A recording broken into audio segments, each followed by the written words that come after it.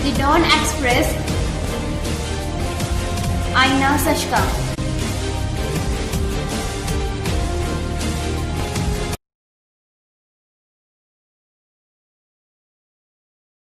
नमस्कार, the Dawn express में आपका स्वागत है। आशा है आप सभी सुखी व स्वस्थ होंगे।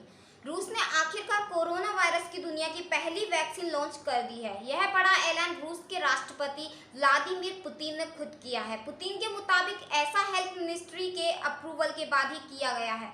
पुतिन ने यह भी बताया कि यह कोरोना टीका सबसे पहले उनकी बेटी को ही लगाया गया है। बता दें कि रूस के मॉस्को ने एक मॉस्को गालमेलिया इंस्टीट्यूट है, उसने इस कोरोना वैक्सीन को बनाया है।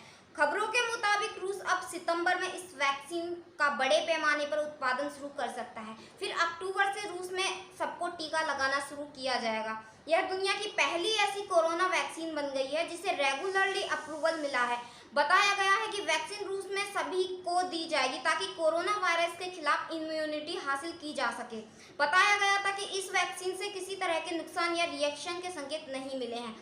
रूस के कोरोना वायरस टीके को शक की निगाह से भी देखा जा रहा है। इस पर कई एक्सपर्ट्स ने सवाल खड़े किए हैं। वर्ल्ड हेल्थ ऑर्गेनाइजेशन ने कहा कि उन्हें रूसी वैक्सीन से जुड़ी कोई आधिकारिक जानकारी या डेटा नहीं मुहैया कराया गया है। अमेरिका के संक्रमण रोगों के विशेषज्ञ डॉक्टर एंथनी फॉन्सी ने कहा कि उम्मीद है रूस ने कोरोना वैक्सीन को लॉन्च करने से पहले उसकी टेस्टिंग कर ली है। रूस के कोरोना वैक्सीन स्पुतनिक वी को 20 से अधिक देशों ने मांग की है।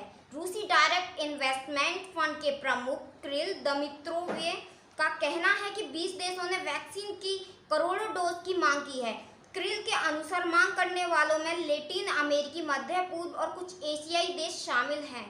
कुछ के साथ डील भी हो गई है।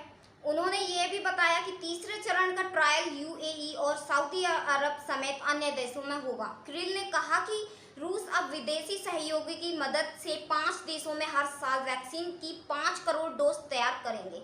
उन्होंने सभी देशों से अपील की कि वे उच्च गुणवत्ता वाली और सुरक्षित वैक्सीन अपने लोगों को लगाकर उनका जीवन बचाने में आगे बढ़ें। स्वास्थ्य मंत्री मिखाइल मुरास्को ने दावा किया, जिसे टीका लग गया वो 2 साल तक कोरोना से पूरी तरह सुरक्षित रहेगा। रूस सरकार के सूत्रों के मुताबिक पुतिन की छोटी बेटी कैटरीना को यह टीका परीक्षण के शुरुआती दिनों में ही लग गया था। इस वैक्सीन को लेकर बाकी देशों में बहुत विश्वास कायम हो नहीं पा रहा है। सवाल है कि क्या भारत इस वैक्सीन का इस्तेमाल करेगा। एम्स के डायरेक्टर डॉक्टर रणदीप गुलेरिया ने इंडिया टुडे से बात करते हुए इसका जवाब दिया। उन्होंने कहा, इस वैक्सीन के इस्तेमाल से पहले हम सुनिश्चित कर लेना चाहेंगे कि ये ग्लोबल स्टैंडर्ड के अनुरूप है और पूरी तरह सुरक्षित है। इसके बाद ही प्रोडक्शन की बात आती है। कुछ बातें देखनी पड़ेंगी, जैसे कि वैक्सीन के टेस्ट का सैंपल साइज क्या था, यानी कि कितने लोगों पर टेस्टिंग की गई थी। साथ ही क्या ये सुरक्षित है, क्या ये शरीर की एंटीबॉडी का निर्माण कर रही है, अगर हाँ तो कितने समय तक के लिए। वहीं अगली खबर, पूर्व प्रधानमंत्री डॉक्टर मनमोहन सिंह के मुताबिक कोरोना वायरस महामारी से हुए नुकसान से निपटने के लिए भारत को तत्काल 3 कदम उठाने चाहिए। बड़े तौर पर भारत में आर्थिक सुधार कार्यक्रम का श्रेय डॉक्टर मनमोहन सिंह को दिया जाता है। मनमोहन सिंह ने इस हफ्ते बीबीसी से ईमेल के जरिए बातचीत की है। ईमेल के जरिए हुई बातचीत में मनमोहन सिंह ने कोरोना वायरस संकट को रोकने और आने वाले वर्षों में आर्थिक स्थितियां सामान्य करने के लिए जरूरी 3 कदमों का जिक्र किया है।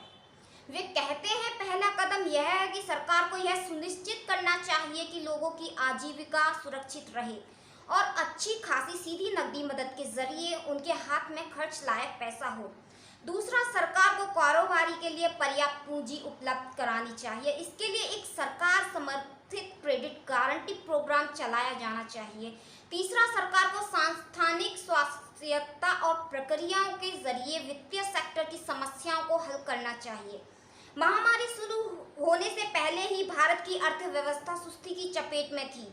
सन 2019-20 में देश की जीडीपी महज 4.2% की दर से बढ़ी है। यह बीते करीब 1 दशक में इसकी सबसे कम ग्रोथ रेट है। लंबे और मुश्किल भरे लॉकडाउन के बाद भारत ने अब अपनी अर्थव्यवस्था को धीरे धीरे खोलना शुरू किया है, लेकिन संक्रमितों की संख्या लगातार बढ़ती जा रही है और ऐसे में भविष्य जान पड़ रहा है। अर्थशास्त्री तब से ही चेतावनी दे रहे हैं कि वित्तीय वर्ष 2020-21 के लिए भारत की जीडीपी ग्रोथ में गिरावट आ सकती है और इसके चलते 1970 के दशक के बाद की सबसे बुरी मंदी देखने को मिल सकती है। वहीं अगली खबर, दिल्ली पुलिस के साइबर सेल ने अश्लीलता और नफरत परोसने वाली लगभग 500 वेबसाइट्स को बंद करा दिया है।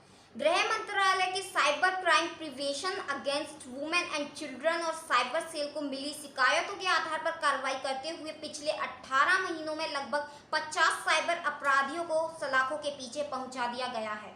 गृह मंत्रालय के तहत काम करने वाली दिल्ली पुलिस साइबर सेल के सूत्रों के अनुसार अभी और कई वेबसाइटों के खिलाफ कार्रवाई की जा रही है। इनमें कई सोशल मीडिया पोस्ट के URL भी शामिल हैं। इन्हें अन्य देशों के प्रतिबंधित संगठनों द्वारा चलाया जा रहा है। ये प्रतिबंधित संगठन स्थानीय स्लीपर सेल की मदद से सोशल मीडिया पर हजारों की तादाद में ऐसे अकाउंट बना चुके हैं जिनके जरिए आपत्तिजनक, राष्ट्र विरोधी और समाज में विद्वेष को बढ़ावा देने वाली सामग्री परोसी जाती है। साइबर सेल की ओर से ऐसे अकाउंट की पहचान कर इन्हें बंद कराने की कार्रवाई की जा रही है। पिछले 18 महीनों के दौरान इस तरह के 500 से अधिक URL बैन कराए गए हैं। इससे संबंधित लगभग 50 अपराधियों पर कानूनी कार्रवाई भी की गई है। वहीं अगली खबर, नदियों से सोना मिलने की घटना को सुनकर आपको हैरानी होगी, लेकिन यह सच है। छत्तीसगढ़ की 2 नदियों में सोने के कण सदियों से मिलते चले आ रहे हैं। इसलिए छत्तीसगढ़ के जशनपुर में सोने की खान मिलने की संभावना है। अब यहां सोने की खानों की जल्द सर्वे करने की बात सामने आ रही है। बता दें कि स्वर्ण उत्खनन की संभावना तलाशने के लिए नए सिरे से सर्वे की तैयारी हो रही है। हालांकि जिम्मेदार विभाग इस पर बात करने के लिए तैयार नहीं है।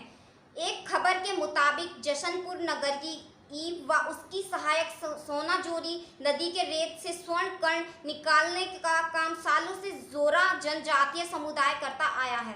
यहाँ की नदियों से स्वर्ण कण निकलते भी हैं। नदियों से सोना निकलने की वजह से केंद्र सरकार का इस ओर ध्यान गया और साल 2010 के केंद्र ने इसे गंभीरता से लिया। खनिज मंत्रालय ने 2 निजी कंपनियों के जरिए सोने की संभावनाओं के मद्देनजर सर्वे कराया, लेकिन तब ज्यादा कुछ पता नहीं चला। बताया जा रहा है कि करीब 6 माह तक चले सर्वे के बाद स्वर्ण भंडार होने की पुष्टि हुई, लेकिन सोना कितनी मात्रा में है और भंडार के स्थान कहाँ है इसका पता नहीं चल सका।